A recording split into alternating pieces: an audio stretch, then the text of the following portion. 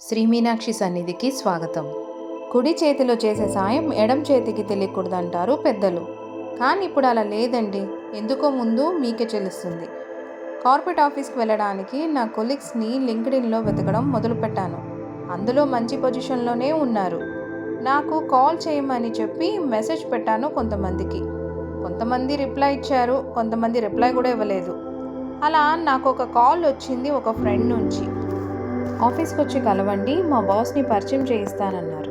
ఇంకేముంది, రెక్కలు వచ్చేసింది. అడుగు ముందు పడిందని చాలా సంతోషంగా ఉన్నా.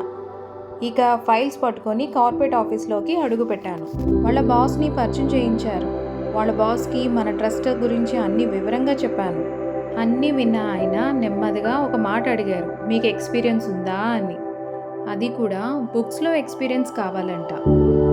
అంటే అప్పుడు అర్థమైంది పబ్లిసిటీ బాగుండాలి అని.